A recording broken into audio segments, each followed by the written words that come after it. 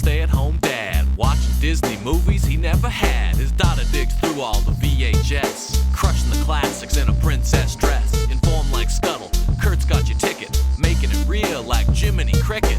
Most are off the Captain Hook, but if the Tweedledum, he'll be taking more shots than Bambi's mom. Leave him raised like Simba, or cracked like the beast dishes. He'll show you a whole new world, you won't need pre-wishes.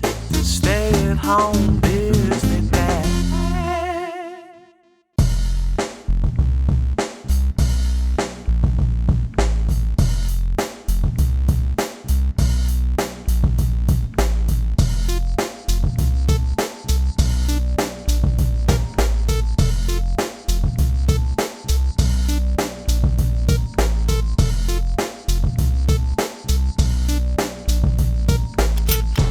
My daughter requested this one, so it's 2006's straight to DVD, but we're watching on Disney Plus, sequel to Brother Bear, probably the most underrated Disney movie I've seen so far. So let's jump right into it. Opening montage of all the characters from the first one. The Bears frolic through the seasons. Bob and Doug Moose are back. Glad to see a couple Canadians getting another Disney payday. The animation is great like the first one. They're on their way to a place with lots of berries. They ask King Bear if he wants to come enjoy some berries, but he can't, because it's mating season, and he has to stay and do his thing. Coda and Kenai are the main characters. Once again, we have a flashback of Kenai as a child, like a human child, and his best friend is a girl named Nita. And as humans, the two children play together and promise they will always be best friends in Northern Lights dance. They do a cave drawing of their human selves, like their friendship. They wake up, though, and Coda's like, "Who's Nita? You were talking in your sleep." And Kenai says, "She's just somebody that I used to know." We go to Nita as a grown woman now. She's having a ceremony. This is cut and paste from Mulan, with a couple of older ladies trying to control everything about her wedding day, from her hair to her clothes. She goes traditional, and her dad looks at her and says, "You look as beautiful as your mom did on our wedding day, but mom is dead." But mom would still be proud. And mom is still here, because once you love someone, they stay in your heart forever. Okay, this is actually an arranged marriage. She's about to meet her future husband for the first time, and I could smell a bumbler a mile away. But then the earth shakes and rocks fall, and an earthquake sends a crack through the ground, literally separating the couple, and the villagers are like, if this isn't a sign, these two should not be getting married, I don't know what is. So the ceremony is on hold. They ask the spirits, and they say she can't marry this guy, because actually, she's already met her perfect match, and it's Kenai, who's now a bear, and it's the equinox. They flash back to the fall, where as human kids, Kenai gave her his amulet, and they did the cave drawing of the two kids together, linking them together. To get out of it, she has to go back to the falls and burn the amulet on the eve of the equinox. I'm about to make fun of how complex this is when one of the elders chimes in and says, "You might want to write some of this down." That's good stuff. She also has to bring Kenai with her for this thing, for this breaking ceremony. She's like, how can I talk a bear into coming? Back in the creepy woods, we go horror movie as the two main characters get spooked by shadows in the dark. They see feet of a hunter, and then they go on the attack. Kenai is about to rip out the hunter's jugular, and swerve, it's Nita. The lovers reunite. One is a human, one is a bear. I guess she has a spell so she could talk to bears. That's handy, so she understands them. Kenai says to her, "Look at you, you've changed," says the talking bear. She's like, "I gotta burn this silly trinket thing you gave me so I can chill with my new man." And the big bear's heart smashes into a million pieces, and he's like, "No, hard pass, you're not getting married." She's like, "Okay, I'll just wait for them to turn you back into a man, and then you can come find me." And Coda's like, "Wait, what? We don't want that."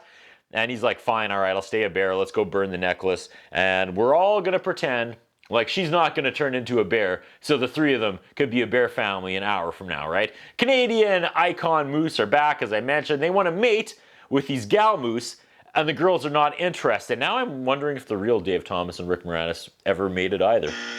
Not with each other, like with Wick. Kenai wants to give the moose romantic advice, and Nina laughs in his face and completely emasculates him. They come up with a plan where the bear pretends to attack the lady moose, but then Toucan Rut pretend to save the day.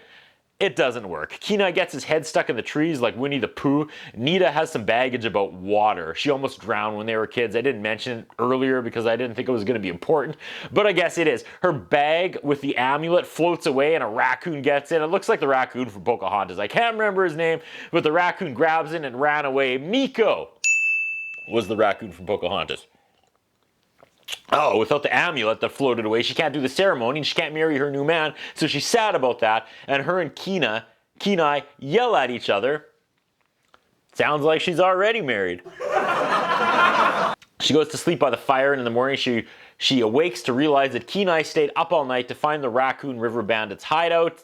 He's going to get the amulet back. I'm not sure what play this guy is running, but he's trying to score points by finding the amulet for the girl he likes, who is currently matched with him, so she could take the amulet and burn it, breaking their childhood bond, allowing her to marry someone else. I want to think that through. Well, the bears run distraction. Nita steals the amulet, and the raccoon mob sees them, and the giant chase is on. Jarring scene where she's clubbing raccoons off a log to their deaths. She's at the top of a tree, and a raccoon menacingly says, "Nowhere to run, baby, nowhere to hide." Kenai saves her and goes all Frosty the Snowman. "He's the best belly whomper in the land." Kenai says, "Nice to see you loosen up a bit. You know, you've been a stick in the mud the entire trip."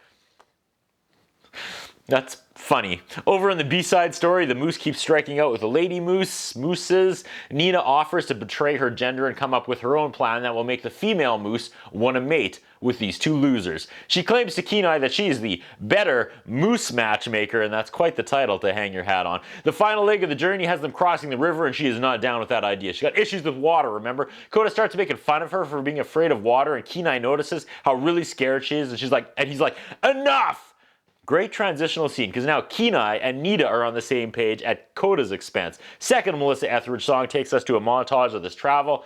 Only in this montage, we have turned the corner and Kenai and Nita are laughing like old times. Time to cross the water. She climbs on Kenai's back, and he dunks her on purpose. Takes her underwater. That was unnecessary. Now Coda's super jealous. Only Kenai pretends to drown him, I guess. The alliances are switching. One moose is a hit with the ladies finally, and the other is still a dud. Dud Moose and Coda are both like, "This sucks." They're kicking rocks. All right, Kenai and Nita are back at the falls like where they were kids. She's like, "Have you ever thought about turning back to human?" And he's like, "Yeah." And Coda's like, "I knew it!" Jungle drums, because this is getting real, and Coda runs away and they can't find him. There's a blizzard. Nita finds Coda and he's like, "Don't touch me with your hands." They're in a cave and it's going to collapse. They escape and they get to the end of a cliff as an avalanche sweeps them up, and this is fun up until a really disturbing for a Disney movie scene shows a first-person perspective of someone getting buried alive by a snow avalanche. Didn't care much for that.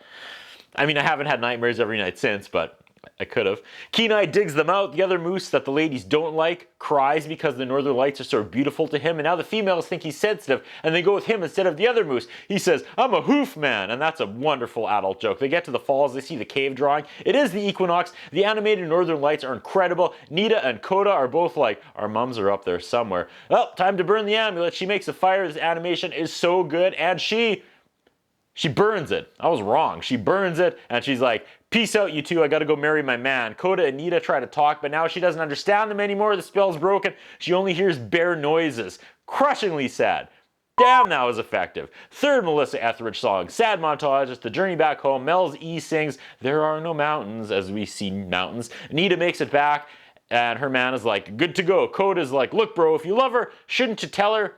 To Kenai, "I hope he charges into the wedding and eats her husband." I mean, that is a display of affection. That is going all in for a lady. The moose wake up Kenai and are like, "Coda left to go get your woman back." No, if he shows up at the village, they will kill him. Will they? They're gonna slaughter a tiny cub. Nita tells her dad she can't marry this dude after all. Then Coda appears and the humans do want to kill him, this little cub. Kenai shows up and attacks. Future husband is now on a showdown with Kenai. This is really fun. Nita's like, "Yes, yes, fight over me. I will mate with the winner." Doug and Bob Moose say, "Beauty, eh?" And I love it. Future husband sneaks up on Kenai, takes his spear, and chokes him with it. What a shit hunter. Don't marry this idiot Nita. Kenai falls into the river and Nita yells at her future husband, "No, you killed him. How could you? That bear was my friend." And I'm sure this guy is also having second thoughts about marrying this psycho lady. She saves Kenai and tells him she loves him too, and the northern lights come to life. Have the northern lights just been like waiting for her to say it? They're like, "Oh, come on, lady. Say you love him already. The next Dexter starts in 20 minutes. Gah."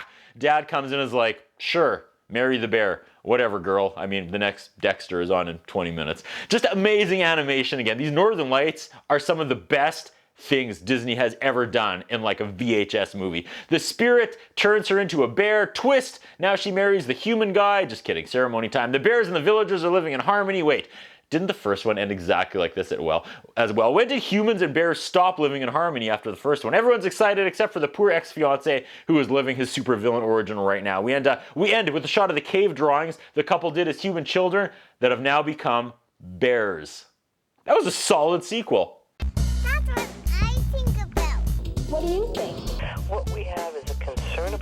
Curtis Anderson. His interviewing style is not the best. His personal appearance is not the best. I was wondering if the man has some kind of a hold over the channels that he's allowed to be employed for so long with the standards of journalism and personal appearance that